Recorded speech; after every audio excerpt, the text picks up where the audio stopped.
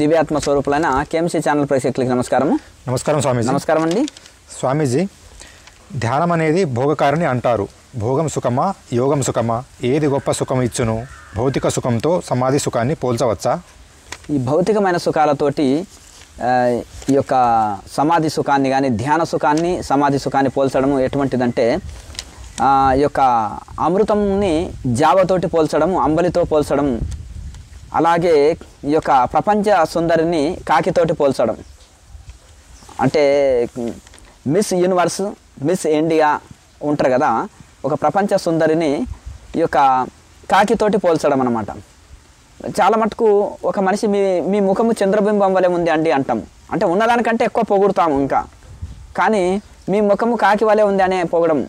అలాగే ఇక్కడ ఈ యొక్క సమాధి సుఖాన్ని, ధ్యాన సుఖాన్ని, ఈ యొక్క ప్రాపంచికమైన అంటే మంచిది తింటే, మంచిది చూస్తే, మంచిది అనుభవిస్తే ఏ సుఖాలు పొందుతున్నామో, ఈ భౌతికమైన ఆనందం పొందుతున్నామో, దాన్ని ధ్యాన సుఖాన్ని ఈ భౌతిక సుఖాలతోటి పోలిస్తే ఇక మనము కాకిని, ప్రపంచ సుందరిని కాకితో పోల్చినట్టు ఉంటుంది, అమృతాన్ని జావతో పోల్చినట్టు ఉంటుంది. కనుక ఇవి తుచ్చమైనవి, అల్పమైన సుఖాలు. అదేమో బ్రహ్మానంద రూప సుఖము కనుక వాటితో పోల్చకూడదు. అంటే వాటికి ఈ రెండిటికి తేడా వాళ్ళకి తెలుస్తలేదని, అంటే బిగినర్స్ ఏమీ తెలియని వాళ్ళు అమాయకులని దీన్ని బట్టి తెలుసుకోవచ్చు. కనుక లేకపోతే అలా పోల్చరు. సముద్రం ఎలా ఉంటుందంటే, మన ఇంటి పక్కన కాలువ పోతుంది కదండి, నీళ్ళు ఆ కాలువలాగా ఉంటుంది. అంటే సముద్రాన్ని కాలువతోటి పోలుస్తారా? అట్లా అంటే అసలు సముద్రం అతన్ని వాళ్ళు చూడలేదని అర్థం అన్నమాట. ఇక అంటే సముద్రంలో ఉండే కప్ప ఒక బావిలోకి వచ్చింది, బావిలో కప్ప సముద్రం కప్ప చర్చించుకున్నప్పుడు నీ సముద్రం ఎలా ఉంటుంది? జానడు ఉంటుందా, మూరెడు ఉంటుందా, బారెడు ఉంటుందా? అంటే లేదు, పెద్దగా ఉంటుంది, ఇంకా పెద్దగా ఉంటుంది. అంటే నువ్వు అబద్ధాల కోరు, ఎటు తిరిగి నా బావి కంటే నీ సముద్రం పెద్దదని చెప్పడానికి వచ్చినావు అన్నారంట. అంటే అది నవ్వుకున్నది సముద్రం కప్ప. ఎందుకంటే ఇది బావిలో పుట్టి బావిలో పెరిగి, ఇది అది మా తాత మా తండ్రులు మేము ఎంత ఇంట్లోనే పుట్టి ఇంట్లోనే చనిపోయినాం, ఇంతకంటే పెద్దది నా జన్మలో చూడలే అన్నది. అంటే ఆ బావి తప్ప ప్రపంచం తెలియదు దానికి. కనుక అలాగే ఎందుకు ఏంటంటే ఈ ధ్యానము సమాధి గురించి వీళ్ళకి తెలియకపోవడము, ఇంత తపస్సు చేయకపోవడము, త్యాగం లేకపోవడము, ఆ డీప్ మెడిటేషన్లోకి వెళ్ళకపోవడము కారణం చేత వాళ్ళు ఈ విధంగా ఇలా పోలుస్తారనమాట. అమృతాన్ని చూడకపోవడం వలన జావతోటి అమృతాన్ని పోల్చడం, ప్రపంచ సుందరిని చూడకపోవడం వలన కాకితోటి పోల్చడం, అంటే వాళ్ళు చూడకపోవడం అనమాట. అట్లా ఇక్కడ కనుక చూస్తే అలా చెప్పడానికి అవకాశం లేదు. అలా కనుక ఆ విధంగా మనము అంటే ఏమి తెలియని అమాయకులని దీని వలన తెలుసుకోవచ్చు. ఇక వాళ్ళే అమాయకులు ఉంటే వాళ్ళని అనుసరించేటోళ్ళు ఇంకా ఏమి తెలియని వాళ్ళే అనుసరిస్తారని దీన్ని బట్టి మనం తెలుసుకోవచ్చు. నెక్స్ట్ స్వామీజీ, మీకు ఇంకా భేదం పోలేదా? స్త్రీ పురుషులు ఎవరితోనైనా కలిసి ఉండొచ్చు, కోరికలు తీర్చుకోవచ్చు, రెండు ఆత్మలు ఎంజాయ్ చేస్తున్నాయి అంటారు, నిజమా? ఏంటంటే మీరు ఇలా తిరుగుతున్నారు విచ్చలవిడిగా అని ఎవరైనా ధ్యానం అడిగితే, అయ్యో ఇంకా మీకు భేదం పోలేదా, రెండు ఆత్మలు ఎంజాయ్ చేస్తున్నాయని చెప్పడం ఇది సహజం. ఆ సంస్థల్లో కొన్ని సంస్థల్లో చెప్తున్నారు. ఎందుకంటే ఇంకా మీకు భేదం పోలేదా అంటే ఇక్కడ భేదాతీతము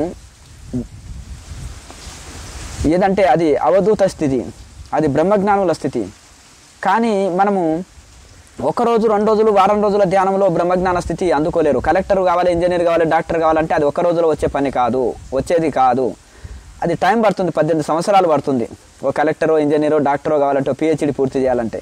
కానీ 1 రోజులో వచ్చేది కాదు. ఈ వారం రోజులు, 4 రోజుల ధ్యానంలో ఇక చాలామంది ఏమనుకుంటారంటే, బ్రహ్మసూత్రాల్లో ఏం చెప్పింది, అహం బ్రహ్మస్మి ఉంది కదా, అంత బ్రహ్మస్వరూపమే ఉంది అని కదా, మరి ఇంకా మీకు భేదం పోలేదని కొంతమంది మామూలు స్థాయిలో ఉండే నార్మల్ ఎంప్లాయీస్ అయిన గృహస్థులు కూడా మాట్లాడుతుంటారు. కొంతమంది అచలమతం అని సపరేట్గా ఒక పరంపర కూడా ఉంది. ఇవన్నీ ఇలా శుష్క వేదాంతులు అంటారనమాట వీళ్ళు. అంటే సరే, కలెక్టర్, ఇంజనీరు, డాక్టరు చదివితే కదా. ఇప్పుడు బ్రహ్మస్వరూపమే నేను అనేది అనుభవం పొందుతాము. 18 ఏళ్ళలో 15 ఏళ్ళలో కష్టపడి తపస్సు చేసినప్పుడు అనుభవంలోకి వస్తుంది. కానీ అది చేయకుండానే అహం బ్రహ్మస్మి అనుకుంటే అహంకారం కదా. అసలు చదవకుండానే వేలుముద్ర మనిషి ఆమె కలెక్టర్ అని అంటే సరిపోదు కదా. 1 రోజులో స్కూల్కి వెళ్ళి ఓనమాలు కూడా ఇంకా నేర్చుకోలే, ఆమె కలెక్టర్, ఆమె డాక్టర్ అంటే సరిపోతుందా? అలాగే బ్రహ్మ పదార్థం అయినప్పుడు నేను ఆ బ్రహ్మని అని తిరగడు. నాలో ఆత్మ బ్రహ్మమే, ప్రతి జీవిలో ఉండే ఆత్మ బ్రహ్మమే, మరి ఇంకా నేను ఒక్కనే బ్రహ్మం ఎలా అవుతాను అని ఆనంద పొందుతాడు. ఇలా ఊరికే పుస్తకం చదివిన వాడు అహం బ్రహ్మ, నేనే బ్రహ్మని అని తిరుగుతుంటాడు. ఇది అహంకారాన్ని ఇస్తుంది పుస్తక జ్ఞానము. తపస్సు అహంకారాన్ని నశింపజేస్తుంది, అనుభవ జ్ఞానాన్ని ఇస్తుంటుంది, అహంకారం చనిపోయేటట్టు చేస్తుంది, భేదబుద్ధి ఉండదు, ఉల్టా పనులు చేయరు, తప్పుడు పని చేయరు. బ్రహ్మజ్ఞానం వస్తే, బ్రహ్మజ్ఞానం రాకముందు ఈ పుస్తకం ఉట్టిగా, అందుకనే గురుముఖంగా వేదాంతం చదవాలంటారు, గురుముఖంగా తెలుసుకోవాలంటారు. అప్పుడు అహంకారాన్ని ఇవ్వదు. సాధన చేసి అది అనుభూతి పొందిన తర్వాత ఆ మాట మాట్లాడాలంటారు. అది లేకముందే ఉట్టిగానే ఊరికే ఒక పుస్తకం చదివితేనో వారం రోజులు ధ్యానం చేస్తేనో అహం బ్రహ్మస్మి అని తిరిగితే అది అహంకారము పెరిగి చాలా ఇబ్బంది కలిగిస్తుంది. రమణ మహర్షి ఎక్కడ నేను దేవుణ్ణు ఇది అది అని చెప్పలే. ఈ ఆత్మనే బ్రహ్మస్వరూపము, ప్రతి జీవిలో ఉండే ఆత్మనే బ్రహ్మస్వరూపం, మీ ఆత్మను మీరు తెలుసుకోండి అన్నారు. కానీ ఇంకే సాధన అక్కర్లేదు, ఇంకా మీకు భేదభావం లేదా, నీ నిషిద్ధ కార్యాలు ఇలాగే చేస్తూ పోతున్నారా, అయ్యో ఇంకా మీకు జ్ఞానం రాలేదా, ఇంకా భేద బుద్ధి పోలేదా అని ఉల్టా పనులు చేశారా వాళ్ళు? రామకృష్ణ పరమహంస, రమణ మహర్షి, మలయాళ స్వామి, వివేకానంద స్వామి, దయానంద సరస్వతి అంతా ఉల్టా పనులు చేసుకుంటూ తిరిగారా వీళ్ళు? అంటే ఇప్పుడు భేదభావము ఉండకూడదు, మంచిదే, కానీ ఉల్టా పని చేస్తూ ఇది భేదభావం అంటే ఎట్లా? ఇప్పుడు ఒకవేళ ఉందనుకోండి, ఒక కన్యని కవిగిలించుకోవాలని కోరిక కలిగింది అనుకోండి, అంతా బ్రహ్మమే అని కవిగిలించుకుంటున్నాను, మళ్ళీ దాన్ని సర్ది చెప్పుకోనికే ఉల్టా చెప్పడం దేనికి? ఒక కరెంటు తీగను కూడా ముట్టుకొని చూడు, నాకంతా బ్రహ్మభావమే, నేను ఏదైనా ఇది చేయగలుగుతాను, నాకంతా నేను ఆ స్థితిని అందుకున్న తపస్సులు అని అది చూపించినప్పుడు అప్పుడు నేను ఎవరు తప్పు పట్టరు. అది అవధూత స్టేజ్, ఆయన ఏదైనా చేయటకు సమర్థుడు. ఆనాడు పరాశరుడు పట్టపగలు నడరాత్రి చేసిండు, మత్స్యగంధికి ఒక సంతానం కలిగించాడు, వేదవ్యాసుని అందించాడు, చేపల కంపు వచ్చే ఆమె శరీరంలో సుగంధ కిలోమీటర్ దూరంలో యోజన గంధి అన్నారు, సువాసన వెదజల్లేటట్టు చేశాడు సంకల్ప శక్తి తపోశక్తి వలన. మరి అట్లా ఉంటేనన్నా ఏదైనా ఒప్పుకుంటారు, దేనికైనా సిద్ధులని. అట్లనే ఉల్టా పనులు చేస్తూ తిరిగారు వాళ్ళు. ఆ మత్స్యగంధికి ఒక సంతానం కలిగించి వెళ్ళాడు, జన్మలు మళ్ళీ అక్కడికి రాలేదు ఆయన. అది కనుక ఈ విధంగా దీన్ని అడ్డు మీకు భేదభావం నశించలేదా, మాకు మాంసానికి బ్రహ్మకు తేడా లేదు, అంత బ్రహ్మస్వరూపమే, మాంసం తిని మందు దాగి వ్యభిచారం చేసి ఇదంతా బ్రహ్మస్వరూపంగానే మేము భావిస్తాము అంటే, మరి వైన్ తాగినప్పుడు మూత్రం తాగి చూపెట్టు, అలాగే మలం కూడా తిని చూపెట్టు మాంసంతో పాటు, అప్పుడు విన అవధూత బ్రహ్మజ్ఞానులు వీళ్ళు అతీతులు తపస్సు వలన ఆ సిద్ధి పొందారని అనుకుంటారు. అట్లా కాకుండా ఊకే ఉల్టా పనులు తప్పుడు పనులు చేస్తూ అంత బ్రహ్మస్వరూపమే, మీకు భేదభావం పోలేదా, మేము చేసేవి తప్పుల్లాగా కనిపిస్తున్నాయా అంటే ఎలా? ఆనాడు శంకరాచార్య అంత బ్రహ్మమే అని వదిలిపెట్టాడా? తాంత్రికులని తప్పు పట్టాడు, మీరు చేస్తున్నది తప్పు అని ఖండించారు శాస్త్రవాదన చేసి. అలాగే కాపాలికలని తాంత్రికులని ఉల్టా పనులు చేసేటోళ్ళని అందరినీ కూడా ఇది చేశారు. బౌద్ధ సన్యాసులనే తరిమాడు ఆయన, చైనాకు తరిమాడు. సన్యాసి వేషంలో ఉండి పెళ్లి చేసుకొని 10 మంది పిల్లల్ని కానీ భిక్షటన కానీ తోటి జీవిస్తూ భిక్ష పెట్టకపోతే వాళ్ళని మెత్తగా తన్ని వాళ్ళ ఆస్తుల్ని లాగేసుకోవడం, వాళ్ళ డబ్బుని కోళ్ళు మేకల్ని లాక్కొని కోసుకొని తినడము, ఇలా ఉల్టా పనులు చేస్తుంటే ఈ తరిమేశాడు చైనా. అట్లా ఆయనకు భేదభావం ఉందా మహానుభావుడికి? ఆ బ్రహ్మజ్ఞానులమని ఆ ముసుగులో ఉల్టా పనులు చేస్తున్నప్పుడు ఎవరు చేసినా తప్పే, అందుకనే అవన్నీ ఖండించారు శంకరాచార్యులు. కనుక ఆ విధంగా ఇప్పుడు తప్పు ఎవరు చేసినా తప్పే, ఒప్పు ఎవరు చేసినా ఒప్పే, మంచి ఎవరు చేసినా మంచి, చెడు ఎవరు చేసినా చెడే. కనుక ఈ విధంగా ఈ యొక్క ఆధ్యాత్మికం అనే ముసుగులో, బ్రహ్మజ్ఞానం అనే ముసుగులో, అవధూతలం అనే ముసుగులో మేము ధ్యానులము, మాకు బ్రహ్మభావము లో ఉంటాము, మాకు అంత సమానమే అని ఉల్టా పనులు చేసుకుంటూ తిరిగితే మరి ఏ చెప్పుతోటి కొట్టాలి వీళ్ళని? తా చెడిన కోతి వనమల్ల చేర్చాను అన్నట్టు మరి లోకాన్నంతా మళ్ళీ చెడగొడితే ఎట్లా? తను ఇప్పుడు ఒక మనిషి ఉన్నాడు, ఏదో ఒక గురువుతాను జపం చేసుకున్నాడు, వాడు ఉల్టా పని చేయని, ఉల్టా సాధన చేయని, తప్పుడు చేయని, అతనికి నష్టం లేదు. ఎందుకంటే తను ఒకటి చెడిపోతే ఒకటి చెడిపోతాడు అంతే. కానీ అతనే ప్రచారంలోకి దిగిండు అనుకో, అది తప్పు పట్టాలి తప్పకుండా. ఎందుకంటే తా చెడిపోయింది కాక 1000 మంది అతన్ని అనుసరిస్తే చెడిపోతారు. అతని బ్రహ్మభావము మన దాంట్లో ఏ భేదం లేదు, మనకు బ్రహ్మభావము, మనం అవధూతలము, మనం బ్రహ్మస్వరూపంలో ఉంటాం, బ్రహ్మ సమాజం అన్నాడనుకో, అందరు కూడా అతను అనుసరించేటోళ్ళు ఏమంటారు? ఈ ఉల్టా పనులు చేసుకుంటూ తిరుగుతారు, మాకంతా బ్రహ్మభావమే, మాంసం తింటాం, మందు కొడతాము, వ్యభిచారం చేస్తాం, మాకంత సమానమే, అంత బ్రహ్మస్వరూపమే అంటారు. అప్పుడు వ్యవస్థ సమాజం చెడిపోతుందా చెడిపోదా? దీనికి ఒక ఆధ్యాత్మికము పేరు, దాని ముసుగులో అనుభవించేటి భోగాలు, డ్రగ్స్, వైన్స్, వ్యభిచారము ఇవన్నీ. మరి ఎక్కడ వెళ్తుంది ఆధ్యాత్మికం? ఋషులు ఇదే చెప్పారా? ఋషుల ఆశయం ఇదేనా? శాస్త్రాలు వేదాంతం ఏం చెప్తుంది? అందుకని దీన్ని మలయాళ స్వామి శుష్క వేదాంతం అన్నారు, ఆచరణ లేని వేదాంతం అన్నాడు. అందుకని వివేకానంద స్వామి అనుష్ఠాన వేదాంతం, ఆచరణతో కూడిన వేదాంతం ఉండాలి, ఆచరణ లేకుండా ఒకటి వేదాంతం అహం బ్రహ్మస్మి అంటే అపాయంలో పడతారన్నారు. కనుక అనుష్ఠానంతో అంటే సాధనతో కూడిన వేదాంతం ఉండాలి, అప్పుడే వేదాంతానికి ఇది ఉంటుంది. కనుక ఏదో 2 ముక్కలు ఇక్కడక్కడ చదివేసి ఇది చేసి అది చేసి ఇట్లా ఉల్టా దీన్ని ఇది చేస్తే వీళ్ళు ఈ ఉల్టా శిక్షణ అందరికి ఇచ్చారనుకోండి, తప్పుడు శిక్షణ, ఇలా తప్పుడు బోధనలు చేశారనుకో, ఎంతమంది సమాజంలో చెడిపోతారు సాధకులు? వీళ్ళు ఆఫ్ మైండ్ వాళ్ళని తెలియదు. ఇదే నిజం అనుకుంటారు కొత్త సాధకులు. స్కూళ్ళు కాలేజీలో సైన్స్ మ్యాథమెటిక్స్ సబ్జెక్టులు ఉంటాయి కానీ ఆధ్యాత్మిక సబ్జెక్ట్ ఉండదు కదా, ఎవరు ఏది చెప్పినా నమ్మేస్తున్నారు. అట్లా కనుక ఈ విధంగా చాలా అపాయంతో కూడింది కనుక సరైన శిక్షణ లేకుండా, పరంపర లేకుండా ఉట్టి పుస్తకాలు చదివో లేకపోతే ఇంకేదో ఇంగ్లీష్ పుస్తకాలు చదివో ఇంకేదేదో ఇది చేసేసి ఇట్లా తప్పుడు ప్రచారాలు చేసి మళ్ళీ వాళ్ళు చేసే తప్పులని సమర్థించుకున్నట కోసం మేము అవధూత స్టేజ్లో ఉన్నాము, మేము బ్రహ్మభావంలో ఉంటామో లేకపోతే అవధూతలమో లేకపోతే మేము బ్రహ్మజ్ఞానం వచ్చింది కనుక మాకు అంత సమానము దానికి సర్ది చెప్పుకుంటుంటాం. మరి సమానం అన్నప్పుడు మనం కూడా తిని పెట్టండి మాంసంతో పాటుగా, మూత్రం కూడా దాగి చూపెట్టండి వైన్తో పాటుగా. స్త్రీని కౌగిలించుకునే బదులు ఒక బాగా కాలుతున్న ఐరన్ రాడ్ను కూడా నిప్పుల్లో పెట్టి దాన్ని పట్టుకొని చూడండి. మరి అంత సమానమే కదా బ్రహ్మజ్ఞానులకు. కరెంటు తీగను కూడా పట్టుకొని చూడండి, కన్నెపిల్లతో పాటు కరెంటు తీగను కూడా పట్టుకోండి. అప్పుడు రెండింటికి భేదం లేదు, వీళ్ళు అవధూత స్టేజీ బ్రహ్మజ్ఞానులు అనుకోవచ్చు. కనుక అట్లా ఈ విధంగా తా జడిన కోతి వనమేలా జరుస్తుంది. పోనీ వీళ్ళు ఏమన్నా సాధన చేసుకొని ఉల్టనో పల్టనో చేసుకొని వాళ్ళు ఒక్కరు నష్టపోతారు, దాంతో పెద్దగా ఇబ్బంది లేదు. కానీ సమాజంలోకి వచ్చి మళ్ళీ దీన్నే శిక్షణలు ఇస్తూ వలన అప్పుడు అందరు చెడిపోతున్నారు. అప్పుడు తప్పు పట్టవలసిన పరిస్థితి తప్పనిసరిగా వస్తుంది. వ్యక్తిగతంగా చేసుకున్న సాధన వలన ఒక్కడే నష్టపోతాడు. కానీ ఆ వ్యక్తిగతంగా చెడిపోయి మళ్ళీ సమాజంలోకి వచ్చి దాని శిక్షణ రూపంలో ఇచ్చి నేను అనుసరించేదే రైట్ మార్గము, మా దాంట్లో బ్రహ్మభావం ఉంటుంది, సమానం ఉంటుంది, ఏవైనా చేసుకోవచ్చు, ఎంజాయ్ చేసుకోవచ్చు, ఒక రోజులో గురువులు కావచ్చు, ఒక రోజులో ప్రచారం చేయొచ్చు, చందాలు తీసుకోవచ్చు, కట్టడాలు నిర్మాణాలు చేసుకోవచ్చు. ఇవన్నీ ప్రచారంలోకి వెళ్తే ఇది కాదు. కొంతమంది వేదాంత పుస్తకాలు చదివి ఇట్లే చెడిపోతున్నారు. వాళ్ళు కూడా ఇదే అంటారు, అంతా బ్రహ్మభావమే కదా అని ఉల్టా పనులు చేసేటోళ్ళు ఉన్నారు. కొంతమంది అచల మతం అని సపరేట్గా ఉంది ఒకటి, అదే తినొచ్చు, తాగొచ్చు, ఎంజాయ్ చేయొచ్చు, మనం బ్రహ్మజ్ఞానులం అని చెప్పుకోవచ్చు, అదొకటి ఉంది. ఇంకొకటి నిద్రపోయే ధ్యానం బ్యాచ్ కూడా ఇదే పంత. వీళ్ళంతా ఇదే పంత వాళ్ళు అనమాట. ఒక సరి అయిన గురు పరంపరలో ఉండి సరి అయిన వేదాంతాన్ని విచారం చేసి సరి అయిన ధ్యానం చేసి సరి అయిన ఆధ్యాత్మిక జీవితం గడిపితే ఒక సరి అయిన మార్గంలో నడవగలుగుతాం. అందుకనే గురువు లేని విద్య గుడ్డి విద్య. సరే, ఒక గురువునే కొంతమంది గురు పరంపరని అంటారు కానీ భోగ గురువుని అనుసరించి ఉంటారు. ఎందుకు? ఆచరణ లేని నార్మల్ ఒక గృహస్థుడిగా ఉంటూ తాగుతూ తింటూ ఉండేవాడు ఏం చేస్తాడు? వేదాంత పుస్తకాలు చదివి గురువుగా అవుతాడు. అయినప్పుడు అతను ఒక పరంపరని ఫాలో కాడు. అతను 100 మంది ఫాలో అయింది అనుకోండి, ఆయన మా గురువు అని చెప్తుంటారు కానీ అతనికి పరంపర లేదు. ఇది వీళ్ళకి కూడా తెలియదు. తినొచ్చు, తాగొచ్చు అని ఇది చేసేస్తారు. ఒక రావణాసురుడికి కూడా గుళ్ళు కట్టిన వాళ్ళు ఉన్నారు. మాంసం హోటళ్ళు పెడతారు ఆశ్రమాల్లో, అటువంటి వాళ్ళు కూడా ఉన్నారు. మాంసమే వండి పెట్టేటోళ్ళు ఉన్నారు ఆశ్రమాల్లో కూడా. తాడిపత్రిలో ఒక మహానుభావుడు ఉండే 150 కిలోలు, ఈ మధ్యనే చనిపోయాడు. ఎవరితోటైనా శృంగారం చేసుకోవచ్చు ఆశ్రమంలో, డ్రగ్స్ వాడవచ్చు, మాంసం తినవచ్చు. రావణుడు వాళ్ళకి ఆరాధ్య దైవం. అట్లా రావణాసురుడు మండోదరి గుడియే కట్టించండి ఏకంగా. ఇట్లా ఈ దుర్మార్గులంతా ఎంత వ్యాప్తి చేశాడంటే ఈ ప్రచారాన్ని విపరీతంగా ఫాలోయింగ్ ఉంది అతనికి. మరి ఇట్లా ఇప్పుడు ఓషోకి లేదా, కలికి లేదా? స్వయంగా నేనే దేవుడు అన్నాడు ఏకంగా కలికి.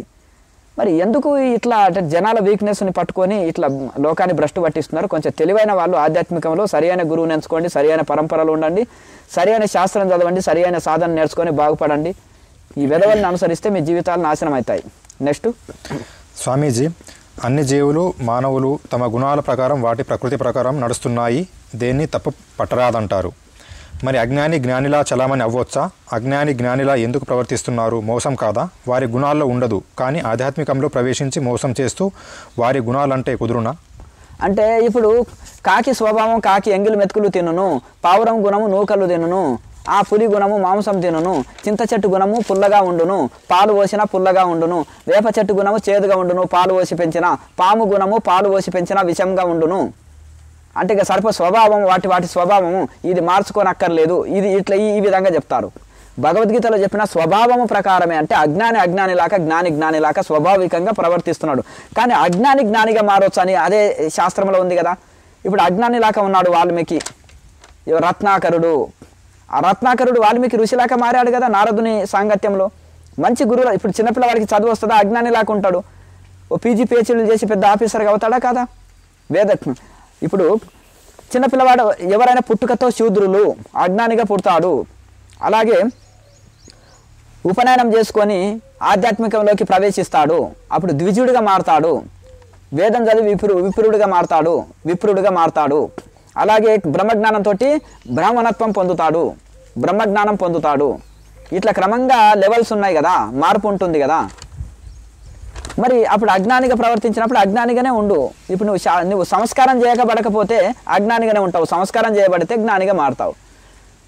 వాటి మన స్వభావం కదా, రజోగుణం స్వభావం అంటే మన రజోగుణం మార్చుకోమని శాస్త్రం చెప్తుంది. తమో గుణము స్వభావం మధుమాంసాలు తీసుకోవడము, తిని పడుకోవడమే తమో గుణము. మరి సంసారం ఎట్లా జరుగుతుంది? తిని పడుకుంటే. రజోగుణము డాంబికము, అహంకారము, ఇవన్నీ ఉంటాయి. బాగా మధుమాంసాలు తీసుకోవడము, అలాగే మసాలా వస్తువుల్ని సేవించడము, ఇవన్నీ తీసుకోవడం ఇవన్నీ ఉంటుంది. మరి ఇవన్నీ మార్చుకుంటేనే కదా మనిషి నుంచి మహనీయుడిగా మహర్షిగా మారుతాడు. అప్పుడు నువ్వు మామూలుగా ఒక భోగిలాగా ఉండు, నిన్నెవరు తప్పు పట్టరు. కానీ ఒక ఋషిలాగా, ఒక యోగిలాగా, ఒక బ్రహ్మజ్ఞానిలాగా, భోగిలాగా ఉండి భోగిలాగా ఉండి యోగిలాగా చలామణి అయితే ఎట్లా? ఇప్పుడు కాకిలాగానే నేను కాకినే అంటది, కాకిని దగ్గరికి ఎవరు రానియరు. పందిలాగా ఉంటుంది, పందిని దగ్గర రానియరు. ఎందుకంటే దాని స్వభావం మార్చుకోలే కనుక. అలాగే రత్నాకరుణ్ణి దగ్గర రానియ వాళ్ళు ఎవరు? దొంగ అని భయపడ్డారు. ఋషి అయిన తర్వాత ఆయన పాదాలని అందరు నమస్కరించారు. మళ్ళీ సంస్కరిస్తేనే కదా. కానీ నేను పందిలాగానే ఉంటా, పూజింపబడాలంటే ఎట్లా? అలాగే ఈ విధంగా మనసులు సంస్కరించబడినప్పుడే కదా. మరి సంస్కరించబడక ముందే నేను పూజలు అందుకుంటా అంటే ఎట్లా? ఒక మాస్టర్గా, ఒక గురువుగా, ఒక దీనిగా చెప్పండి. మరి నువ్వు మామూలుగా అజ్ఞానిలాగా ఉండు, మధుమాంసాలు తినుకు, నువ్వు ఎట్లన్నా వెళ్ళు, మాకు అవసరం లేదు.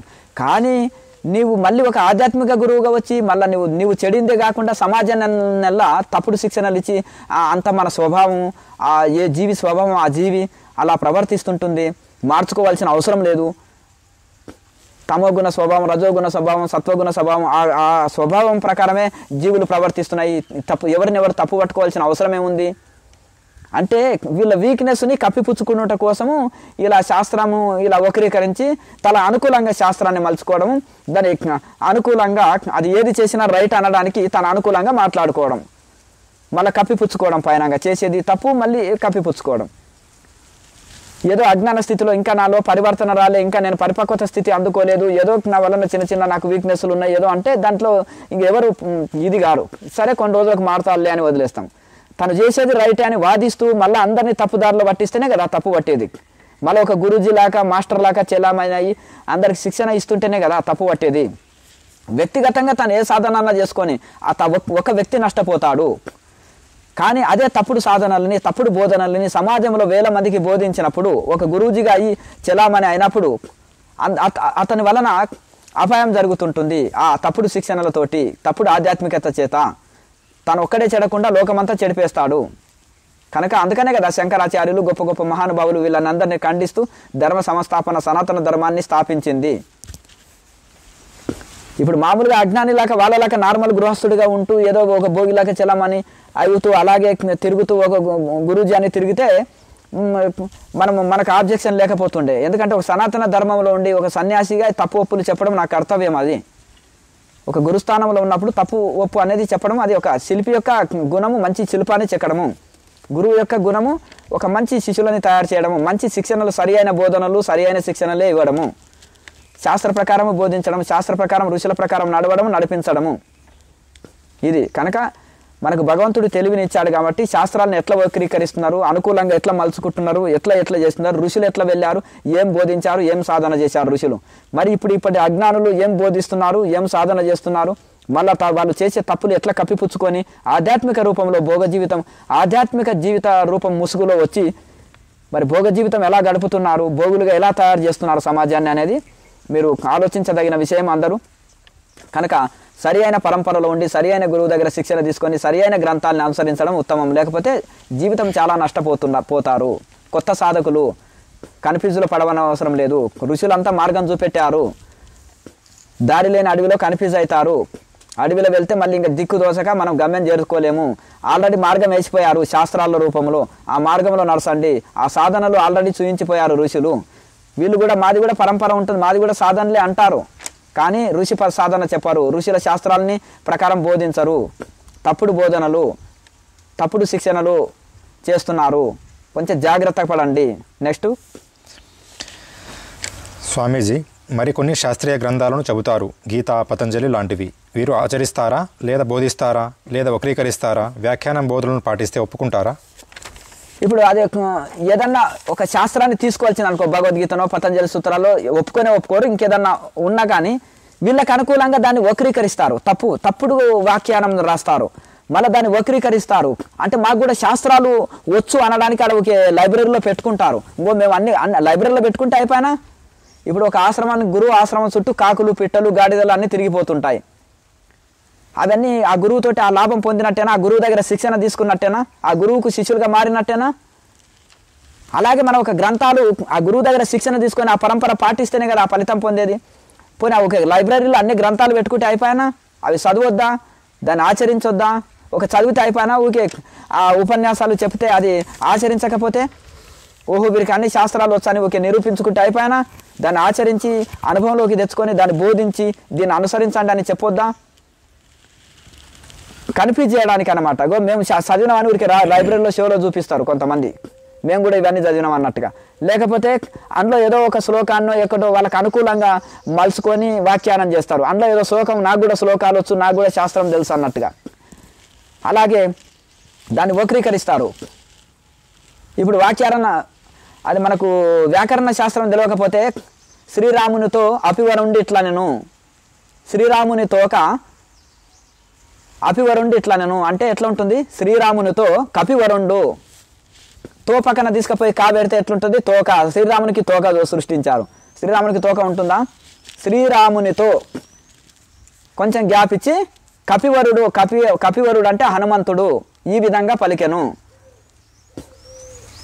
పి దగ్గర పెట్టాననుకో కపివరుండు అని వస్తుంది. లేకపోతే మనం ఉల్టా శ్రీరాముని తోక పివరుండి ఇట్లా నేను అయితే మరి ఎట్లా ఉంటుంది గది? అంటే వ్యాకరణ శాస్త్రం తెలియనప్పుడు వాడు వచ్చి వ్యాకరణ శాస్త్రం చెప్తే ఎట్లా ఉంటుంది? శ్రీరామునికి తోక వస్తుంది. కనుక అక్కడ పదం కుదురుతుందా, అది కుదరదా, అది తెలుసా తెలియదా అనేది ఆ వ్యాకరణ శాస్త్రం వచ్చిన వాళ్ళకి తెలుస్తుంది. అలాగే యోగ శాస్త్రంలో ఉన్న వాళ్ళు ఇది తప్పు చేస్తున్నారా రైట్ చేస్తున్నారా తేలుతుంది. ఒక మంచి డ్రైవరు నడుపుతుంటే ఇంకో డ్రైవర్ ఓహో పర్ఫెక్ట్ డ్రైవర్ అంటారు. బిగినర్ నడుపుతున్నాడు అనుకోండి, వాడు అందరినీ కన్ఫ్యూజ్ చేస్తాడు, తను కన్ఫ్యూజ్ అవుతాడు. కనుక అది డ్రైవింగ్ ఫీల్డ్లో ఉన్న వాళ్ళకి తెలుస్తుంది. అలాగే ఒక తపస్సు చేసిన ఋషికి వీళ్ళు తప్పు సాధన చేస్తున్నారా రైట్ చేస్తున్నారా తెలుస్తుంది. వీళ్ళు బోధించేది వక్రీకరిస్తున్నారా రైట్ బోధిస్తున్నారా అనేది తెలుస్తుంది.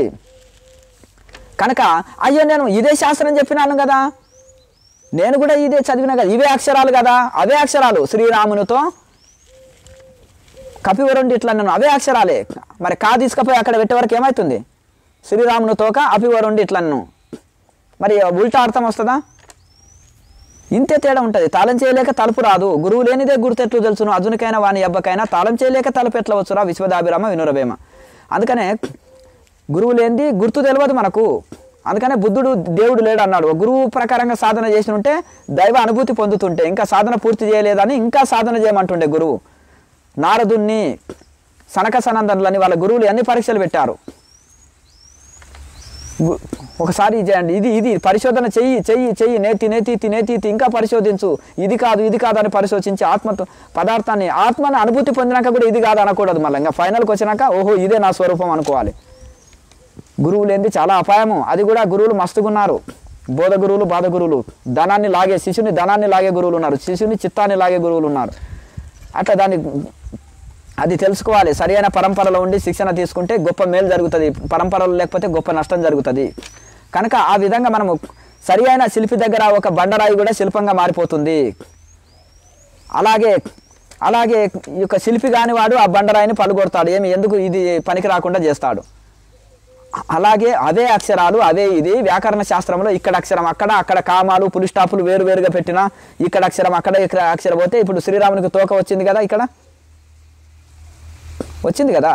మరి ఎందుకు ఇట్లా వ్యాకరణ శాస్త్రం తప్పు రాస్తే ఇది అర్థం లేని మాటలు వస్తాయి, అది పదమే చెడిపోతుంది. కనుక అదే శాస్త్రాన్ని నీకు వ్యాకరణ శాస్త్రం తెలియకున్నా లేకపోతే తపస్సు చేయకున్నా ఆ శాస్త్రానికి వ్యాఖ్యానం చేసిన ఆ శాస్త్రం గురించి మాట్లాడినా తప్పుగా మాట్లాడతారు, ఉల్టా అర్థం చేసుకుంటారు, ఉల్టా బోధిస్తారు. అదే శాస్త్రాన్ని అనుభవజ్ఞుల గురువులు ఇంకోలాగా బోధిస్తారు. వేదాంతంలో 10 అర్థాలు వస్తాయి, 10 భావాలు వస్తాయి. ఎప్పుడు ఏ అర్థం తీసుకోవాలని ఆ అర్థం తీసుకోవాలి. ఎప్పుడు ఏ అర్థం తీసుకోవాలి, ఎప్పుడు ఏ పదం తీసుకోవాలని దాన్ని ఇది చేయాలి. కనుక అలాగే అందుకనే సొంతంగా పుస్తకాలు చదవద్దు, గురుముఖంగా నేర్చుకోవాలి, గురుముఖంగా వినాలని అందుకే చెప్తారు. మరి కాలేజీలో స్కూల్లో వెళ్ళి ఎందుకు మనం ఇంటికాడ పుస్తకాలు చదివి ఎగ్జామ్స్ రాయొచ్చు కదా, స్కూల్ కాలేజీకి ఎందుకు వెళ్తారు, ఆన్లైన్ క్లాసులని ఎందుకు వింటారు, టీచర్ ద్వారానే ఎందుకు, మాస్టర్ ద్వారానే ఎందుకు బోధింపజేసుకుంటారు, క్లాసెస్ ఎందుకు వింటారు, లెసన్స్ ఎందుకు వింటారు, అనుభవజ్ఞులు మన డౌట్స్ క్లియర్ చేస్తారు, చక్కగా బోధిస్తారు. అది థియరీ ప్రాక్టికల్ని చక్కగా మనకు డౌట్లు అన్నీ క్లియర్ చేస్తారు థియరీ ప్రాక్టికల్ ద్వారా. అలాగే ఇది కూడా అంతే, సొంతంగా పుస్తకాలు చదివి సొంతంగా ఏదేదో పిచ్చి పిచ్చి మాటలు మాట్లాడితే నష్టపోతారు. ఆమె డాక్టర్, ఆమె ఇంజనీర్ అంటే అవుతారా? 18 ఏళ్ళు చదవాలి. ఇది వేదాంత పుస్తకం చదివి అహం బ్రహ్మాస్మి అనుకుంటే అయిపోయినా? ఇది ఒక ప్యాషన్ అయిపోయింది. ఈ మధ్యలో నార్మల్ ఎంప్లాయీస్ కానీ నార్మల్ గృహస్థులు కూడా అహం బ్రహ్మాస్మి అని అంటారు ఒక వేదాంత పుస్తకం చదివే వరకు. దీంతో అహంకారం పెరిగిపోతుంది. వదిలేది ఏం లేదు, అహంకారమే మిగిలేది. వదలాలి, అహంకారం వదలాలి, మిగిలొద్దు. మిగిలేది అహంకారమే వీళ్ళకు. కనుక ఆ విధంగా మనం సొంతంగా శాస్త్రము వేదాంతం చదివినా, సొంతంగా సాధనలు చేసినా ఎంత అపాయమో దీన్ని బట్టి మనం తెలుసుకోవాలి. కనుక ఋషులు చాలా విశాలమైన భావం కలిగిన వాళ్ళు. అందుకని ఆ ఋషుల దగ్గరనే, గొప్ప గొప్ప మహానుభావుల దగ్గరనే శాస్త్ర చర్చ చేయాలి, శాస్త్ర విచారణ చేయాలి, థియరీ ప్రాక్టికల్ని బాగా ఇది చేయాలి, అందులో పండిపోవాలి, పరిపక్వత స్థితి రావాలి. అప్పుడే మనం ఇతరులకు బోధించాలి. అప్పటి వరకు పోతే ఒక్కరు నష్టపోతాం, దానివల్ల నష్టం లేదు. కానీ అప్పుడే బోధనలకు శిక్షణలకు దిగినప్పుడు సమాజంలో అందరు నష్టపోతారు. ఇప్పుడు జరిగేది ఏంటంటే 2 పుస్తకాలు చదివే వరకు అహం బ్రహ్మాస్మి అనుకుంటున్నారు. అది ఒకటి. ఒక పరంపర అనడానికి లేదు, చాలా పరంపరలో ఈ తప్పులు జరుగుతున్నాయి. అయితే కరెక్టు ఒక గురువు పరంపరలో ఉన్న గురువు దగ్గర ఉంటే ఈ తప్పులు దొరలవు. ఏదో సొంతంగా పుస్తకాలు చదివి సొంతంగా సాధనలు చేసి అక్కడోటి ఇక్కడోటి గ్రహించి గురువులు అయ్యేటోళ్ళు చాలామంది ఉన్నారు. పీఠం పెట్టుకునేవాడు పీఠాధిపతి, మఠం కట్టుకునేవాడు మఠాధిపతి. అర్థమైంది కదా? ఎవడు బలమైన శరీరం ఉంటే పెద్ద పీఠాధిపతి. ఇప్పుడు ఇట్లా అయిపోతుంది. అది తగిలించుకున్నది. ఒక గురువు శిక్షణ లేదు, ఎవరు స్వయంగా బట్టలు వేసుకోవచ్చు, ఏముంది కాషాయం దొరుకుతాయి, గురూజీ బట్టలు కుర్తా పైజామా దొరుకుతుంది, జీన్స్ ప్యాంట్ గురూజీలు ఎంతమంది లేదు. గృహస్థులు 1 గంటలో శిక్షణ తీసుకొని మాస్టర్స్ గురూజీలు అని చెలామని అయితే లేరా? ఇవన్నీ అంతటా వాడి పీఠాలు, ఆశ్రమాలు, యోగశాలలు ఇవన్నీ పెట్టుకున్నారు. కనుక ఈ విధంగా పరంపర ఉందా, తపస్సు చేశారా, అనుభవంతో బోధిస్తున్నారా అనేది ప్రజలు గ్రహిస్తలేరు. ఎందుకంటే ఈ సబ్జెక్టు వాళ్ళకి తెలియదు కాబట్టి ఏది చెప్పినా నమ్మేస్తున్నారు. కనుక ఈ సత్యాన్ని గ్రహించి పరిశోధించి మంచి పరంపరలో ఉండి మంచి శిక్షణలు తీసుకొని తపస్సు చేసి అనుభవంలోకి వచ్చిన తర్వాతనే ఇతరులకు బోధించండి. అనుభవంలోకి వచ్చిన తర్వాతనే అవి మాట్లాడండి. ఈ లోపల ఏది మాట్లాడినా తప్పులు దొరుకుతాయి. ఏది చేసినా ఇది చేస్తారు. తప్పులు చిన్నపిల్లవాడు ఏది చేసినా రైట్ అనుకుంటాడు, కానీ వాడికి ఏం తెలియదు. తల్లిదండ్రులు నవ్వుకుంటారు, అన్నీ తెలుసు అన్నట్టు మాట్లాడతాడు. అజ్ఞాన స్థితిలో ఉన్న అర్జున, నువ్వు ఏది చేసినా రైటు రాంగ్ అనేది నువ్వు నిర్ణయిస్తున్నావు. ఒక జ్ఞానులు ఇది రైటా రాంగ్ అని నిర్ణయించాలి. కానీ ఒక అజ్ఞాన స్థితిలో రైటుని రాంగ్ అనుకుంటాడు, రాంగుని రైట్ అనుకుంటాడు, పైగా వాదిస్తుంటాడు.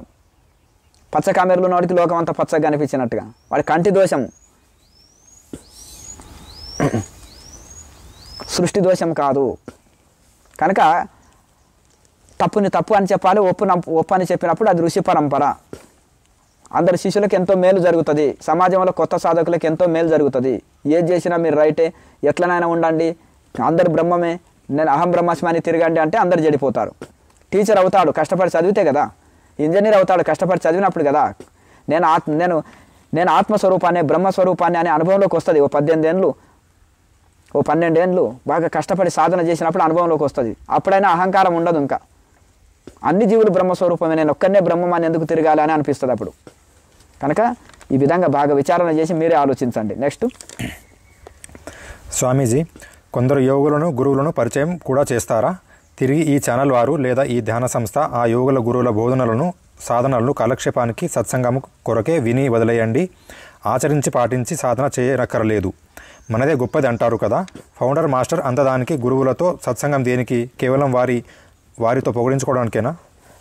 రకరకాల వాళ్ళని, సంస్థలని, రకరకాల గురూజీలని, రకరకాల వాళ్ళని పిలుస్తారు. ఊరికే వాళ్ళని ఈ చెవున విని ఈ చెవున వదిలేయండి, కానీ ఆచరించకండి. ఆచరణ మాత్రం మనదే చేయాలి అంటారు. ఎందుకంటే మళ్ళీ వీళ్ళంతా దాన్ని ఫాలో అయ్యిగానని. ముందుకే ఈయన ఫౌండర్కు భయం, మనదే ఆచరించాలి, మనదే గ్రేటు అంటారు. అందరినీ పత్రికల్లో పేరు వేసి బ్రతిమిలాడి పిలుస్తారు.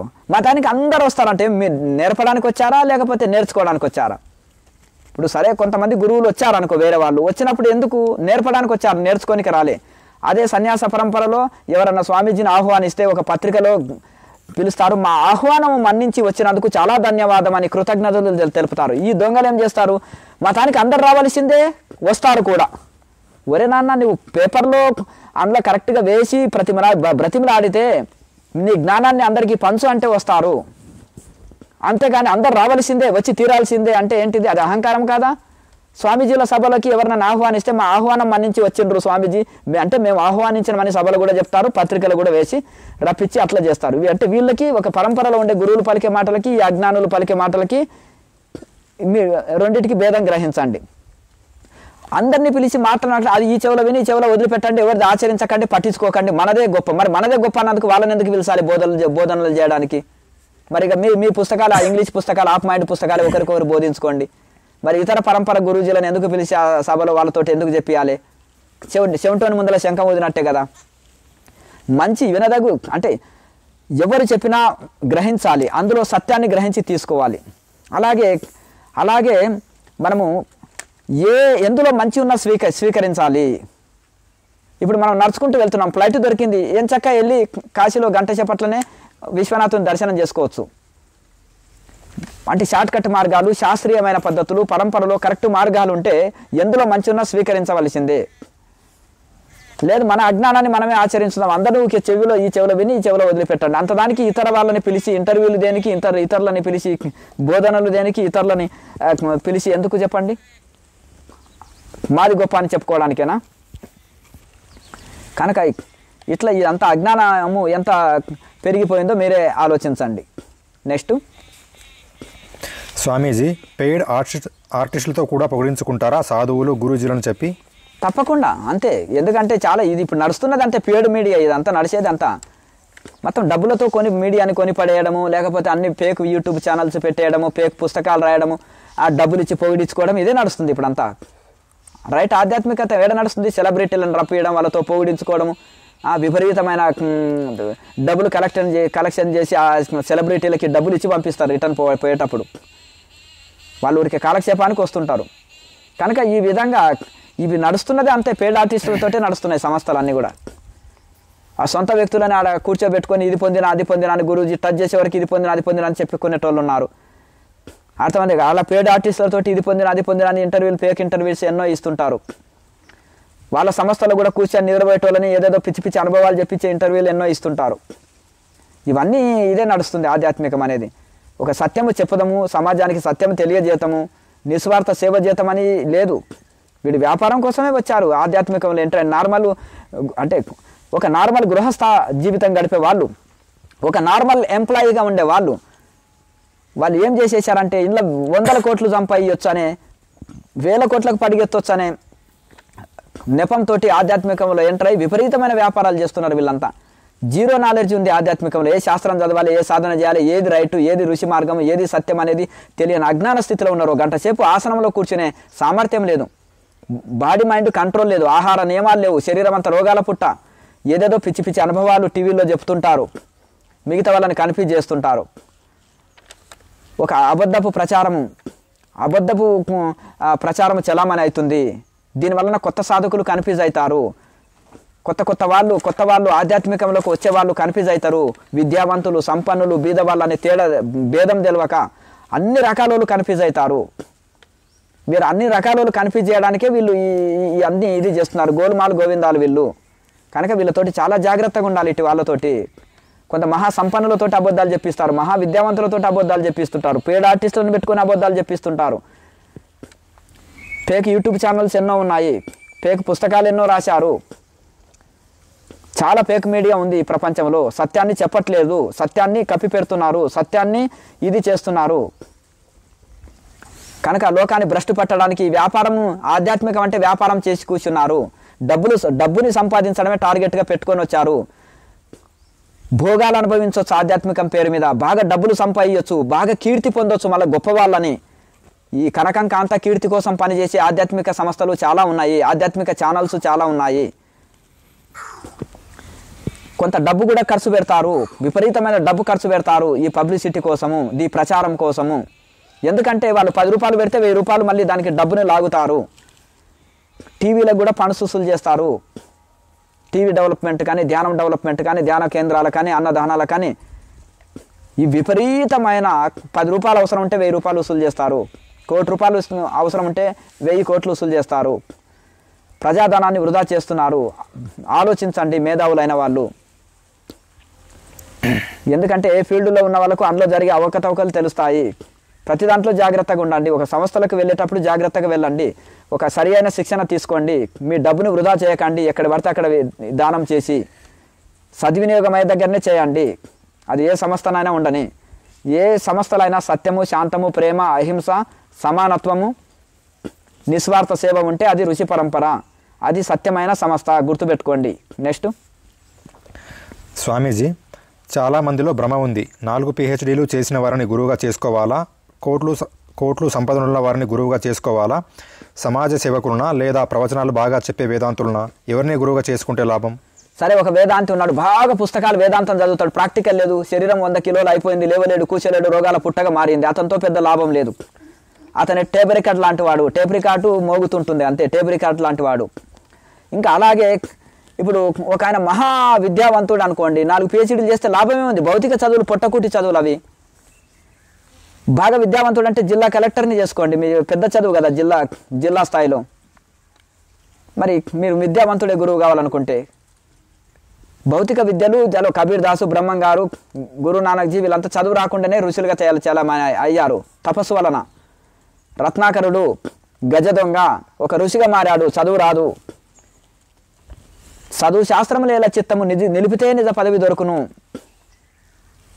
చదువు శాస్త్రాలతో కాదు, చిత్తాన్ని ఎవరైతే నిలిపి పరమాత్మలో లయం చేస్తారో వాళ్ళు నిజ పదవి. అంటే ఈ పదవులన్నీ తాత్కాలికమైన పదవులు, కానీ నిజ పదవి అంటే మోక్షము. ఆ మోక్షము సిద్ధిస్తుంది ఎవరికి? చదువు శాస్త్రము లేల చిత్తము నిలిపితే నిజ పదవి దొరుకును. చదువు శాస్త్రాలతో సంబంధం లేదు. ఒక ఋషి మనసుని నిలిపి సరి అయిన ధ్యానం చేయగలిగితే ఋషులుగా తయారవుతారు. ఈ తత్వం యొక్క అర్థము. కనుక ఈ విధంగా దీంతో PG PhDలతో అవసరం లేదు. గురూజీలకు ధనంతో సంబంధం లేదు. గొప్ప గొప్ప అవధూతలకు కట్టుటకు వస్త్రాలు లేవు. పెద్ద చదువుకోని వాళ్ళు కూడా ఉన్నారు ఋషుల్లో. అతి తక్కువ చదువు ఉన్న వాళ్ళు ఉన్నారు. వాళ్ళ తన ధనం ఉండదు. ధనము ఉంటే గొప్ప అంటే ఎక్కువ ధనం ఉన్నవాడే పెద్ద గురువు అనుకుంటే వాళ్ళు ఎట్లకెళ్ళి కూలి పని చేసి సంపాదించారా? ఫండ్స్ ద్వారానే కదా. ప్రపంచం అంతా డొనేషన్లు స్వీకరించే కదా కోట్లు సంపాదించుకున్నారు. బిల్ గ్రేట్స్ అటువంటి వాళ్ళని మీరు గురువు చేసుకోండి, మీకు ధనవంతుడే గురువు కావాలనుకుంటే. మీ జిల్లా కలెక్టర్ని గురువు చేసుకోండి, ఎందుకంటే బాగా ఆయన పెద్ద చదువు కదా అది, IAS. విద్య చదువుతో సంబంధం లేదు. చదివితే ఆధ్యాత్మిక చదువు చదవండి. ఆధ్యాత్మిక చదువు వేరు, భౌతిక చదువు వేరు. ఈ సంపదలకు ఆధ్యాత్మికానికి సంబంధం లేదు. ఓ సేవ చేయాలంటే, సమాజ సేవ చేయాలన్నా, సమాజంలో ఏదైనా ఉపయోగపడాలంటే ధనం అవసరము. ఒక ఋషి కావాలంటే ధనం అక్కర్లేదు. ఋషిని తయారు చేయాలంటే కూడా ధనం అక్కర్లేదు.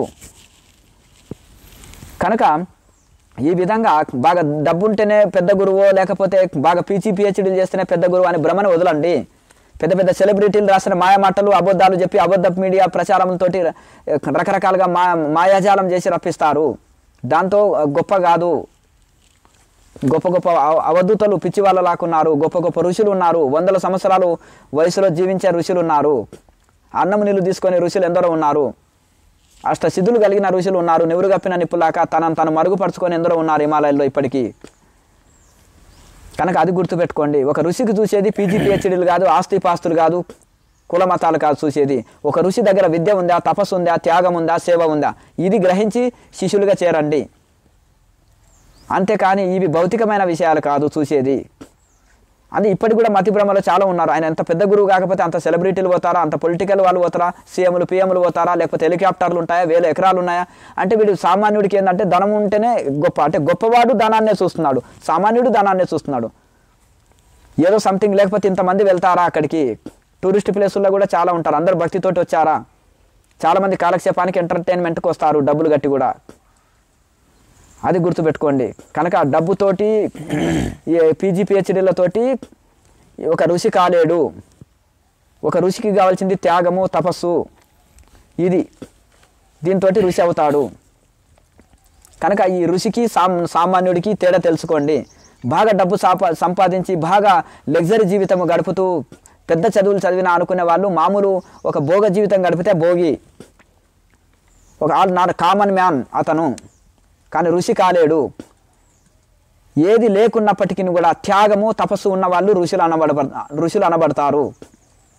వాళ్ళు గురువుకు అర్హులు, బోధించుటకు అర్హులు. అట్లా దీనికి భేదం తెలుసుకోండి. నెక్స్ట్, స్వామీజీ బట్టతలను కవర్ చేసుకొనుటకు పెద్ద టోపీలు పెట్టును, డైమండ్ వాచెస్, డైమండ్ డ్రెస్సెస్, 166 ఖరీదైన కార్లు కలిగి భోగాలను ప్రేరేపించు డ్రగ్స్ మత్తులో ఉంచి 1,00,000 మందికి ఎయిడ్స్ వచ్చుటకు కారకుడు మహాభోగి అయిన ఓషోని మించిన గురువు లేడు అనే ఫౌండర్ మాస్టర్ది ఏపాటి జ్ఞానం? వీరు భోగులు కాబట్టి భోగ గురువులు వీరికి ఆరాధ్య దైవమా? వారి గ్రంథాలు, జీవితం, వారి జీవనం వీరికి ఆదర్శాలా? గుర్తుపెట్టుకో, ఒక బాడీ బిల్డర్ ఉన్నాడనుకో, అతను ఇంకొకడు బాడీ బిల్డర్ కావాలన్న వాడు ఇన్స్పైర్ అవుతాడు. ఒక సినిమా యాక్టర్ ఉన్నాడనుకో, నెంబర్ 1 సినిమా యాక్టర్ని కొత్త సినిమా యాక్టరు ఇన్స్పైర్ అవుతాడు, కొత్త యాక్టర్ ఇన్స్పైర్ అవుతాడు. అలాగే ఒక ప్రపంచ కోటీశ్వరుని ఇంకో కోటీశ్వరుడు ఆదర్శం తీసుకుంటాడు. అలాగే ఒక ఆధ్యాత్మికంలో రావాలనుకునే ఒక భోగి ఇంకొక భోగ గురువునే ఆదర్శం తీసుకుంటాడు. వీడు మధుమాంసాలు తినాలి, ఆ మధుమాంసాల గురువునే ఎంచుకుంటాడు. అలాగే లగ్జరీ జీవితం గడుపుతూ నేను ఒక గురువునని చలామణి అనేవాడు, ఓహో నేను కూడా ఇంతమంది అమ్మాయిలతో ఎంజాయ్ చేయొచ్చు, 166 కార్లు ఉండొచ్చు, డైమండ్స్ రింగ్స్, డైమండ్స్ ఇది చేసుకోవచ్చు, వస్త్రాలు డైమండ్స్ కోట్లు వేసుకోవచ్చు, లగ్జరీ జీవితం ఎంజాయ్ చేయొచ్చు కదా, ఆహా ఇదేదో బాగుంది ఇది గురూజీగా అని ఈ భోగి ఏం చేస్తాడంటే, ఆ భోగిని ఇప్పుడు ఓషోని ఫాలో అయ్యేటోళ్ళంతా భోగులే. ఎందుకంటే అతని భోగాలు నచ్చినవి. ఇతను కూడా మరో ఓషోలాగా తయారు కావాలని అతను పుస్తకాలు చదువుతూ అతను గ్రేట్ అంటాడు. ఎందుకంటే ఇతను భోగి కాబట్టి భోగిని ఒప్పుకుంటాడు, యోగిని ఒప్పుకుంటాడు.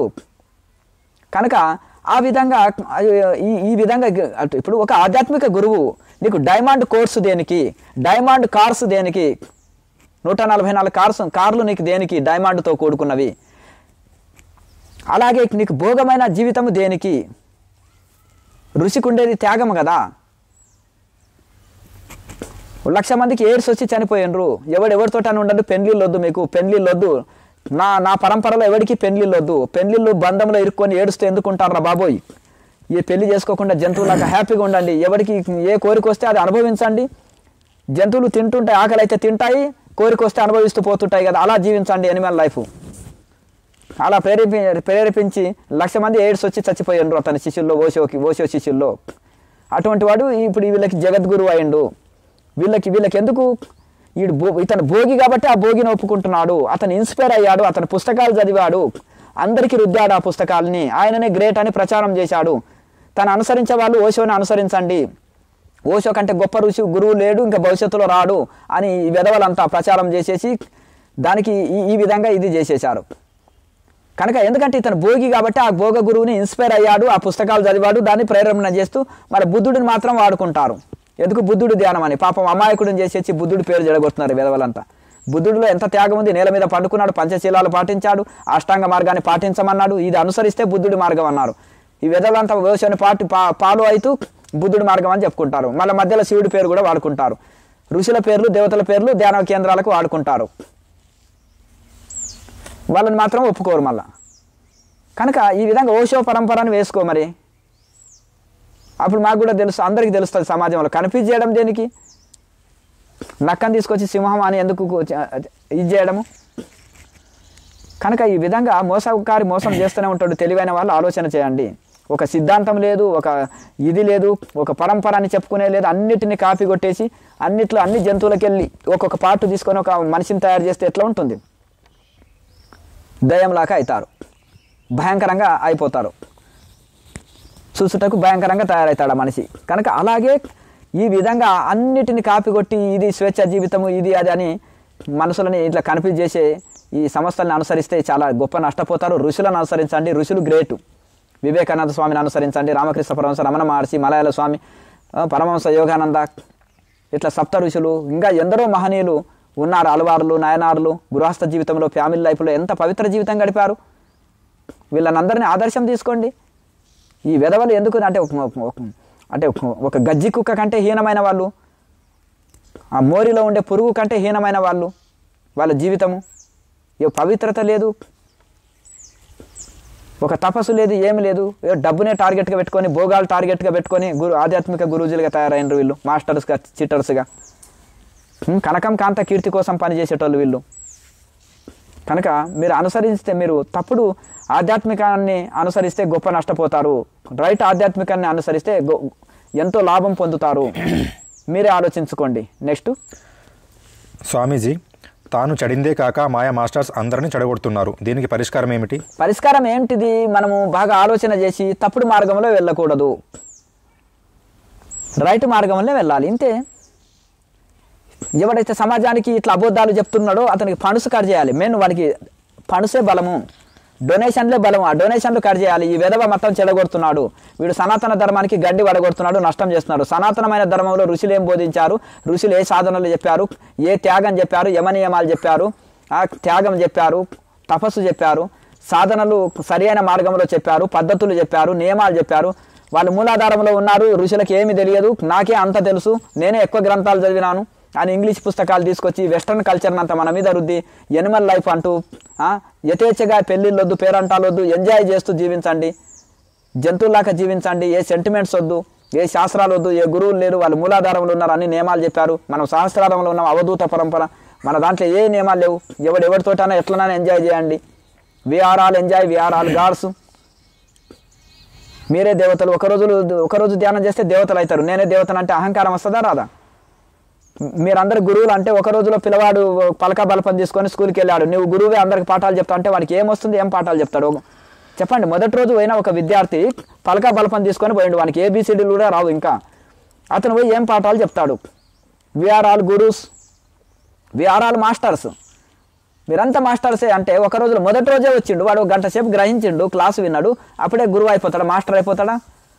6 నెలలకు సీనియరు, 2-3 సంవత్సరాల లోపల బ్రహ్మర్షి సర్టిఫికెట్లు కూడా అందజేయబడతాయి. బ్రహ్మర్షిలో మరి ఒక బ్రహ్మజ్ఞాని అంటారు కదా, బంగారం గీటురాయి దగ్గర నిలవాలి కదా, నిలిచినప్పుడే అది ఒరిజినల్ బంగారమా గిల్టీ బంగారం అనేది తేలిపోతుంది కదా. మరి ఒక ఋషి దగ్గర వచ్చి నిలిచినప్పుడు అక్కడ తెలుస్తుంది. భ్రమ కలిగించే అర్షులో ఏమో బ్రహ్మర్షులు అని 2 రకాలు ఉంటారు. భ్రమ కలిగించే వాళ్ళు అంటారు. కనుక ఆ విధంగా మరి ఇట్లా ఇది వెళ్తుంది ఆధ్యాత్మికం తప్పు మార్గంలో. ఇది చేసేసి సమాజాన్ని అంతా భ్రష్టు పట్టిస్తున్నారు. కనుక మీరు కొంచెం తెలివైన వాళ్ళుగా ఆలోచించండి మీరే. కనుక రైతు మార్గంలో ఋషి పరంపరను అనుసరిస్తే గొప్ప లాభము, ఋషి పరంపరని కాని దాంట్లో వెళ్తే గొప్ప నష్టము. దీనికే గురు పరంపర. నెక్స్ట్, స్వామీజీ, సీక్రెట్గా మాంసం, డ్రగ్స్, వైన్, స్మోక్ తీసుకునే మాస్టర్స్ చాలా ఉన్నారు. వారి శరీరాలు చూస్తేనే భోగులుగా కనిపిస్తారు కదా. 9 నెలల గర్భిణీలు ఒక్కొక్కరి పొట్టలు చూస్తే లేవలేరు, కూర్చోలేరు, కుర్చీలో కూర్చొని మ్యూజిక్ పెట్టుకొని గురకబెట్టి నిద్రపోవడం, బయటకు వస్తే ఇవి చూసినాం అవి చూసినామని. ఇంకేకంగా ఎవరైనా అందమైన అమ్మాయిలు అమ్మగారులో ఉంటే గత జన్మలో మీరు మాకు భార్య అండి, చూసుకోండి, ధ్యానంలో నేను చూసుకున్నాను, మీరు చూసుకోండి అంటారు. అర్థమంది. ఆ మాయ మాటలు చెప్పి ఆడవాళ్ళ జీవితాలతో ఆడుకొని చెడిపేస్తారు. అందుకని ఆడవాళ్ళని ధ్యానానికి పంపించాలంటే కూడా భయపడుతున్నారు ఈ విధవల సెంటర్స్కు. కుర్చీలో కూర్చోబెట్టి మ్యూజిక్లు పెట్టి ధ్యానం అని చెప్పి ఆడవాళ్ళని లోపరుచుకోవడము, వాళ్ళ ధనాన్ని అంతా లాగివేయడం, వాళ్ళ టైం వేస్ట్, ఎనర్జీ వేస్ట్ని చేయడం. మళ్ళీ శక్తులు వస్తాయని ఒకరినొకరు బిగ్గర పట్టుకొని ధ్యానం చేయండి అంటున్నారు. ఈ మధ్యలో స్త్రీ పురుషులు బిగ్గర పట్టుకొని కూడా ధ్యానం చేస్తారు, శక్తులు పాస్ అవుతాయంట. చాలా ఘోరాతి ఘోరమైన ఇది ఓషో ఫాలోవర్స్ కదా. కనుక ఈ విధంగా మరి ఇక్కడ మనము ఒక ఋషి పరంపరలో ఏ నియమాలు చెప్పారు, ఎంత పద్ధతిగా ఉంటుంది, ఇక్కడ వీళ్ళు చెప్పేది ఏంటిది, వీటికి మీరే గమనించండి. కనుక ఈ విధంగా వాళ్ళు ఎందుకంటే మాంసం తింటారు, మందు కొడతారు, డ్రగ్స్ వాడతారు, వ్యభిచారం చేస్తారు, వాళ్ళు చేయలేని కూనీలు లేవు. మనం ఒక పెద్ద ప్రోగ్రాం పెడితే లారీ వైన్ సీసాలు ఆ సెంటర్లో లోపల పోయి చూస్తే ఆ స్థలంలో ఎక్కడ చూసినా మాంసము ఎముకలు ఉంటాయి కదా. తిని మాంసం వేసిన తర్వాత బొక్కలు ఉంటాయి కదా ఎముకలు, ఆ ఎముకలు, ఆ వైన్ బాటిల్, సిగరెట్ ముక్కలు ఎక్కడ చూసినా కానీ ఇదే. అంటే ఇంకా అంతే కదా, వ్యభిచారులు, కండోమ్ ప్యాకెట్లు, ఇవే ఎటు చూసినా ఈ దళిద్రమే ఎందుకు ఉంటుంది అంటే భోగులు వెళ్తున్నారనే కదా అక్కడికి. అంతా ఫాలోవర్స్ అంతా దాన్ని ఫాలో అయ్యేటోళ్ళంతా భోగులనే కదా. ఒక ఆధ్యాత్మిక కేంద్రంలో సీసీ కెమెరాలు ఉంటాయి. ఒక 10,000 మంది 1,00,000 మంది వాలంటీర్లు పనిచేసే సంస్థల్లో ఇవన్నీ అది కంచెసేను వేస్తే కాసేవాడేవాడు, వాడే భోగులుగా ఉండి వాడే విపరీతమైన ఇది చేస్తుంటే ఏడబడితే ఆడ ఎందుకు ఉండవు? ఒకసారి ఆలోచించండి ఆధ్యాత్మికం ఎట్ట వెళ్తుందో. చెప్పే మాటకు చేసేదానికి ఇది ఉందా? ఒకనన్నా DNA టెస్ట్లో నిలవమని చెప్పండి. నేను మాంసం తినను, మందు కొట్టను, వ్యభిచారం చేయను, డ్రగ్స్ వాడనని. శరీరాలు ఎందుకు 9 నెలల గర్భిణిలాగా మారిపోతున్నాయి? లేవలేరు కూర్చో 100 కిలోలు ఎందుకు పెరిగిపోతున్నాయి భోగాలు అనుభవించకపోతే? వైన్ తాగితేనే కదా పొట్టలు పెరిగేది, మాంసం తింటేనే కదా. ఉట్టి ఎందుకు పెరుగుతుంది? మా సాధకులు ఎందుకో పెరగవు. చూడండి క్రియాయోగంలో 2 సంవత్సరాల నుంచి ఎక్కువ బ్రహ్మాండంగా 2014 నుంచి చేస్తున్నారు. వాళ్ళ శరీరాలని గ్రహించండి. ఒక కనీసం ఒక ఆసనంలో కూర్చోనికి రాదు, ఒక ధ్యానం అంటే తెలియదు, ఒక శాస్త్రము తెలియదు, చక్కగా కూర్చోని అని రాదు, 1 గంట సేపు ఆసనంలో కూర్చొని సాధన చేయనికి రాదు, చేత కాదు. అటువంటి వాళ్ళంతా మాస్టర్గా చలామణి అవుతున్నారు. ఇక్కడ చూడండి గంటల తరబడి ఆసనంలో పద్మాసనం సిద్ధాసనంలో కూర్చొని చక్కగా క్రియ చేస్తారు, ధ్యానం చేస్తారు, విచారణ చేస్తారు, పవిత్రమైన జీవితం గడుపుతారు, శాస్త్ర నియమానుసారంగా జీవిస్తారు. గొప్ప లాభం. అనారోగ్యం ఉన్న వాళ్ళు కూడా ఆరోగ్యవంతులుగా అయ్యిండ్రు. అందులో ఆరోగ్యంగా ఉన్న వాళ్ళు కూడా అనారోగ్యంగా అవుతారు నిద్ర ధ్యానంలో. మరి ఎంత గొప్ప లాభాలు పొందుతున్నారు. అన్ని రకాల లాభంగా. రూపాయి ఖర్చు లేదు ఇక్కడ. ఏం పణసు తీసుకురండి, చందాలు తీసుకురండి అని నేను ఎవరిని పంపించను. మళ్ళీ అక్కడ పోగానే వాళ్ళు ఒక్కొక్కడికి 2-3 చందా బుక్కులు ఇచ్చేసి పోండి, ఒక 10 లక్షల చందా బుక్కులు ఇచ్చి వెళ్ళండి, దేశం మీద పడి దోచుకోండి. దోమ రక్తం తాగినట్టు పణసు అంతా లాగిపోయాడేయండి అని చేస్తుంటారు. ఇక్కడ రూపాయి ఖర్చు ఉందా? మా సెంటర్స్లో 1 రూపాయి ఖర్చు లేదు. ఎవరిని నోరు తెరిచి అడిగేదే లేదు. లేనాదేనా బంధు ఫిర్బీ ఆనంద్. కనుక ఆ విధంగా మీరు ఈ విధంగా మనం చెప్పేదొకటి, చేసేదొకటి, ఆచరణ మరొకటి. కనుక ఈ విధంగా మీరే ఆలోచించి ఒక ఋషి పరంపరలో ఉండండి. మీకు టైం వేస్ట్ కాదు, డబ్బులు ఖర్చు కావు, 1 రూపాయి ఖర్చు లేదు. ఋషి పరంపరలో ఉండండి. సరి అయిన మార్గంలో విమానంలో కూర్చున్నట్టు కాశీ వెళ్ళాలంటే విశ్వనాథుని గంటలో దర్శనం చేసుకుంటారు. మీకు అన్నీ సేవ్ అవుతాయి. టైము, ధనము అన్నీ సేవ్ అవుతాయి ఋషి పరంపరలో ఉంటాయి. లేకపోతే అజ్ఞానులు అనుసరిస్తామంటే అన్ని రకాలుగా మీరు దోపిడే, శ్రమ దోపిడీ, శీలాన్ని దోపిడీ చేస్తారు, ధనాన్ని దోపిడీ చేస్తారు, మీ టైంను దోపిడీ చేస్తారు, మిమ్మల్ని మొత్తం దోపిడీ చేసేసి గుల్లా చేసి పడేస్తారు మిమ్మల్ని. గుర్తుపెట్టుకోండి. నెక్స్ట్ స్వామీజీ, మాయా మాస్టర్స్కి సన్యాసులు అంటే ఎందుకు పడదు? రూల్స్ చెప్తారనా? సన్యాసులు అంటే రూల్స్ నియమాలు చెప్పేస్తారు. వీళ్ళు 50 రూపాయల వస్త్రాన్ని వీళ్ళ దాని మీద వేస్తారు. వాళ్ళు 150,000 స్టేజీల మీద వేసుకొని పోజులు ఇస్తుంటారు. మరి వాళ్ళ 150,000 డ్రెస్ మీద ఈ సన్యాసులు ఏడుస్తున్నారా? వీళ్ళ 50 రూపాయల డ్రెస్ మీద, 100 రూపాయల డ్రెస్ మీద వీళ్ళ దాని మీద ఏడుస్తారు. అర్థమైంది కదా? కాషాయం గప్పనేలా, శన్మతంలో చిక్కి చావనేలా ఇవి పాడుతుంటారు. ఎందుకు ఆ ఏడుపు మరి? ఎందుకంటే వాళ్ళలాగా భోగాలు అనుభవించము, వాళ్ళలాగా వైన్ తాగము, మందు తాగము, సిగరెట్గా వ్యభిచారం చేయము. అలాగే వైన్ తాగము, సన్యాసులము, అదే సిగరెట్లు, మందు తాగము. పక్కవాడి పిల్లంతో సంసారం చేయరు. ఎందుకంటే వీళ్ళు కూడా ఇట్లుంటేనే వాళ్ళు ఇప్పుడు దొంగలకు నచ్చుతుండే. కనుక ఇదే విధంగా వీళ్ళకి ఎందుకంటే వాళ్ళలాగా భోగులు ఉంటే భోగులకు భోగి నచ్చుతాడు. భోగి మెచ్చు, యోగి మెచ్చు. పంది బురద మెచ్చు, పన్నీరు మెచ్చునా? పంది బురద మెచ్చుతుంది, పన్నీరు మెచ్చుతుందా? మరి ఆ భోగి కాబట్టి భోగినే మెచ్చుతారు. భోగి కాబట్టి ఓషోని మెచ్చుకుంటారు. ఇంకేదన్నా పక్కన ఇంకేమన్నా అంతకంటే ఇంకా గొప్ప భోగులు ఉంటే ఇంకా బాగా మెచ్చుకుంటారు. ఒక విధవ ఉన్నాడు అనుకో, వానికంటే ఇంకా పెద్ద విధవని బాగా ఇష్టపడతాడు. గుర్తుపెట్టుకోండి. ఒక భోగి ఉన్నాడు అనుకో, వానికంటే పెద్ద భోగి, ఒరే నువ్వు 4 బాటిల్ కొట్టి కూడా స్ట్రాండెడ్ ఉంటావా, కిలో మాంసాన్ని ఒకేసారి తింటాడు, ది గ్రేట్ అంటారు. గిన్నీస్ బుక్లో కూడా ఎక్కుతారు వాళ్ళు. అంటే ఒక భోగి ఇంకో పెద్ద భోగిని బాగా ఇష్టపడతాడని అర్థం. కనుక వాళ్ళకి సన్యాసులు త్యాగం ఉంటుంది కనుక వీళ్ళని నచ్చరు వాళ్ళ భోగ సంస్థలు మాయా మాస్టర్స్. మరి ఎందుకంటే వాళ్ళు ఆ భోగులని ఇష్టపడతారు. మరి భోగి మరో భోగినే ఇష్టపడతాడు కదా. కనుక దీన్నే మరి కాకుల్ని ఇష్టపడతాయి, కొంగల్ని ఇష్టపడతాయా, అంశాలను ఇష్టపడతాయా కాకులు? నెక్స్ట్ స్వామీజీ, జంతువుల జీవితంలో ఉండాలనే మాస్టర్స్ అందుకే సంఖ్యను పెంచుతున్నారా? సత్యం, ధర్మం, సనాతన ధర్మం బోధిస్తే పెరుగరా? జంతువు ఇప్పుడు ఏ నియమాలు పెట్టకపోతే సంఖ్య పెరుగుతుంది. అదే వాళ్ళ ఇది. ఏ తప్పులు పట్టకుంటే సంఖ్య పెరుగుతుంది. ఇతర సనాతన ధర్మంలో తప్పులు పట్టవచ్చు, సన్యాసుల్లో తప్పులు పట్టవచ్చు, లేదంటే ఇతరమైన సదాచారం చేసే పూజారులని, గుళ్ళని, గోపురాలని, శాస్త్రాలని తప్పులు పట్టవచ్చు. కానీ ఈ వాళ్ళ దాంట్లో మాత్రం ఏ తప్పులు పెట్టుకోవద్దు. No comment, no argument, no judgement. ఏమీ తప్పు పట్టవలసిన అవసరం లేదు. We are all enjoy. అందరం ఎంజాయ్ చేస్తున్నాం, అందరం దొంగలమే, ఇంకా చెప్పుకునేదే ఉంది. అంతే కదా. మరి ఎందుకంటే ఒకటి తప్పు పెంచినాం అనుకోండి, వాడు 100 తప్పులు పడతాడు మనది. వాటిని నువ్వు ది గ్రేట్ నువ్వు అన్నావు అనుకో, వాడు 2 సార్లు అంటాడు నీవే గ్రేట్ అంటాడు. ఒకరినొకడు పొగుడుకోవడమే, గంగిరెద్దుల వానిలాగా పొగుడుతుంటారు కదా బాగా.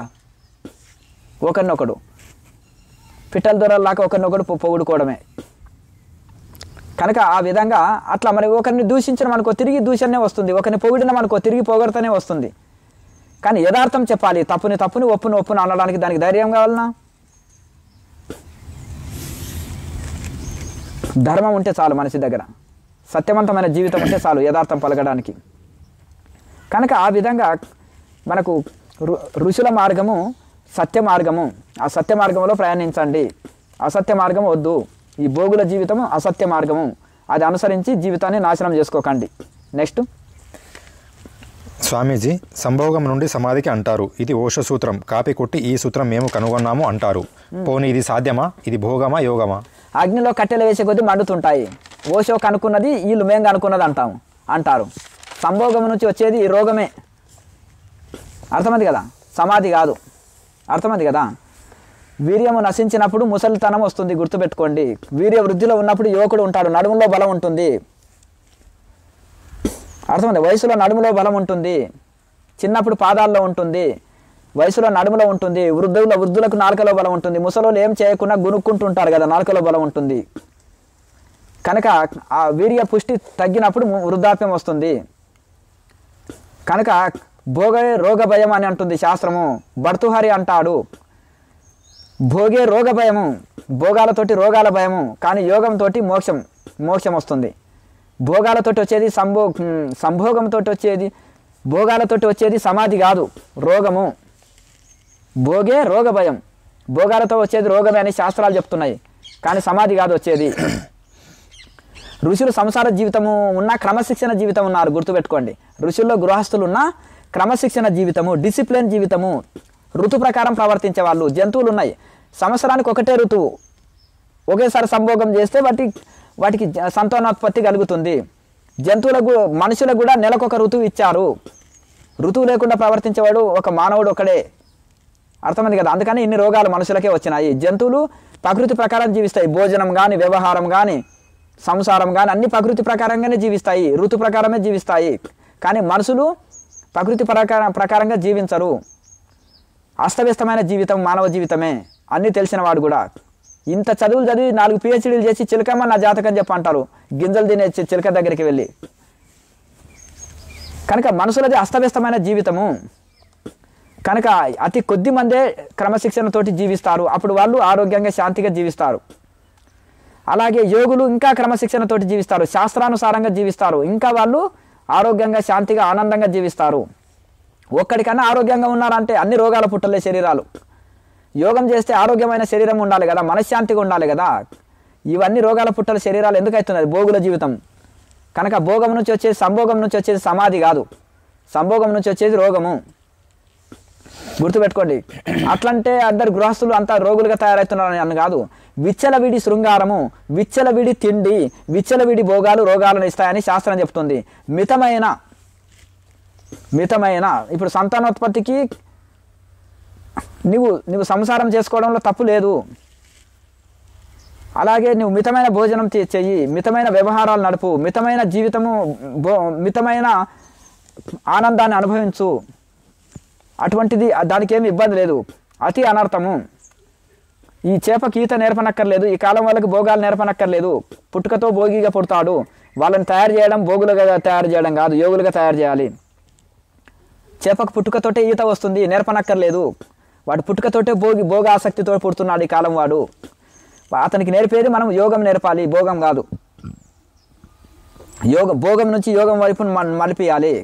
అటువైపు ఉండే మైండ్ని ఇటువైపు డైవర్ట్ చేయాలి. కనుక ఈ విధంగా ఇటువంటి కొటేషన్స్ తోటి ఎవరో రాసిన కొటేషన్స్ తన కొటేషన్స్గా ప్రచారం చేసుకొని ఈ విధవలంతా ఏం చేసేస్తున్నారంటే అందరినీ ఎరవేసి చేపల్ని పట్టినట్టుగా ఈ అన్ని భోగ ఆశలు చూపి మన దాంట్లో మీరంతా ఒక రోజులో గురూజీ మాస్టర్ కావచ్చు, ఒక రోజులో చందాలు వసూలు చేసుకోవచ్చు, ఒక రోజులో ఇవన్నీ కట్టుకోవచ్చు, మీరు గురువులుగా చలామణి కావచ్చు, ఎవరి జీవితానికి వాళ్ళే హీరోలు, ఎవరి మీద ఎవరికి అధికారాలు ఉండవు, మీరు విచ్చలవిడి భోగాలు అనుభవించవచ్చు, కనకం కాంత కీర్తి ఉట్టిగానే పొందొచ్చు. ఇక్కడ అంటే కీర్తి పొందొచ్చు, డబ్బు సంపాదించవచ్చు, భోగాలు అనుభవించవచ్చు, అన్నీ ఫ్రీ. రండి ఇవన్నీ ఫ్రీగా అనుభవించవచ్చు మా సంస్థలో అని ఆ విధంగా వాళ్ళని ఆకట్టుకోవడానికి ఎరని వేసి గాలం వేసి చేపను పట్టినట్టు. ఎర తిందామని చేప పోతే చేపనే తిందామని అక్కడ వాడు వేటగాడు ఉంటాడు. కనుక ఇట్లా జనాల్ని ఇలా లాగి ఈ విధంగా వాళ్ళ డబ్బును అంతా లాగేసి వాళ్ళని ఒక సైకాలజీ పేషెంట్లను చేసేసి వాళ్ళ జీవితాలతో ఆడుకుంటారు. కనుక మనిషి ఎవరైనా కానీ గుర్తుపెట్టుకోండి, భోగే రోగ భయం, ఎక్కువ భోగాలు అనుభవిస్తే వచ్చేది యోగం కాదు. కనుక మీరు ప్రశాంతమైన ఆధ్యాత్మిక జీవితంలో గడపాలనుకున్న వాళ్ళు ఋషి పరంపరలో వెళ్ళండి, ఋషి పరంపర ప్రకారం శిక్షణ తీసుకోండి, బాగుపడండి. ₹1 ఖర్చు ఉండదు. నిజమైన ఋషి పరంపరలో డబ్బులు తీసుకొని ఉపదేశాలు ఇచ్చేవాడు సరైన గురువు కాదు, వాడు దొంగ. గుర్తుపెట్టుకోండి, ఋషి పరంపర ప్రకారం అటు చీటరు. డబ్బు లేకుండా శిక్షణలు ఇవ్వాలి. మన తల్లిదండ్రులు మన నుంచి ఏం ఆశించకుండా మనని ప్రయోజకులు కావాలని సేవ చేశారు. అలాగే ఒక నిజమైన గురువు శిష్యుడి నుంచి ఏం ఆశించకుండా తనంత వాణ్ణి చేసేవాడు నిజమైన గురువు అని కబీర్ దాస్ అంటారు. కనుక మన శాస్త్రాలన్నీ కూడా చెప్తున్నాయి, స్వార్థపరుడు గురువు అనబడదు, పంచదార చేదు ఉండదు, తీపి ఉంటుంది, ఋషిలో స్వార్థం ఉండదు, త్యాగం ఉంటుంది, నిస్వార్థ సేవ చేయగలుగుతాడు ఒక ఋషి మాత్రమే. అందుకే ఏ మతంలో సత్యము, శాంతము, ప్రేమ, అహింస, సమానత్వం ఉందో, నిస్వార్థ సేవ ఉందో ఆ ధర్మము గొప్పది. అదే సనాతన ధర్మము. మన ఋషులంతా నిస్వార్థ సేవ చేశారు. వివేకానంద స్వామిలో స్వార్థం ఉందా? రామకృష్ణ పరమహంస, రమణ మహర్షి స్వార్థం కోసం పనులు చేశారా? మలయాళ స్వామి, దయానంద సరస్వతి, వాళ్ళ సప్త ఋషులు ఇట్లా స్వార్థం ఉంటే ఇన్ని గ్రంథాలు రాసిపెట్టే వాళ్ళ, ఇంత బోధన మనకు అందించే వాళ్ళ త్యాగానికి జోహార్లు. మనకు వాళ్ళ కృతజ్ఞత కలిగి ఉందాము. ఆ ఋషులను అనుసరించి వాళ్ళ ఋషి రుణం తీర్చుకుందాము. ఆ ఋషులను అనుసరించండి. కనుక స్వార్థంతో పోనీ వీళ్ళు ఇంత తప్పుడు ప్రచారాలు చేస్తున్నారు, ఏమైనా ఫ్రీ సేవ చేస్తున్నారు అంటే విపరీతమైన దోపిడే ఉంది, విపరీతమైన భోగాల్ని నేర్పిస్తున్నారు, విపరీతమైన అంటే పేరు ప్రతిష్టల కోసమే పనులు చేస్తున్నారు, విపరీతమైన స్వేచ్ఛా జీవితము, భోగ జీవితాన్నే ప్రేరేపిస్తున్నారు. అలాగే స్వేచ్ఛ ఉండాలి, కానీ మితిమీరిన ఇది ఉండకూడదు మనిషికి. దాన్ని దుర్వినియోగం చేసుకునే స్వేచ్ఛ ఉండకూడదు. కనుక విపరీతమైన భోగాల్ని ప్రేరేపించి, విపరీతమైన ఫండ్స్ని వసూలు చేసి, అలాగే విపరీతమైన అంటే ఒక జంతువు జీవితాన్ని ప్రేరేపించి ఇది బోధిస్తే ఇది గొప్ప నష్టం చేస్తుంది సమాజానికి. ఋషులను అనుసరించండి. ఋషులు చెప్పిన నియమాలని, పద్ధతుల్ని, యమనియమాలు ఎందుకు పెట్టారు? అష్టాంగ యోగంలో, నవవిధ భక్తిలో, సప్తజ్ఞాన భూమికలో, సాధన చతుష్టయంలో ఎంత క్రమ పద్ధతిలో శిక్షణలు అందించారు, ఎంత నియమాలు చెప్పారు ఋషులు. ఆ నియమాలు పెట్టిన ఋషులకు ఏం తెలియదంటారా? అజ్ఞానాన్ని బోధిస్తే ఇదే కరెక్ట్ అంటారా? కనుక ఈ విధంగా తెలుసుకోండి, సత్యాన్ని తెలుసుకోండి, ఋషులను అనుసరించి బాగుపడండి. లోకా సమస్త సుఖినో భవంతు. ఓం.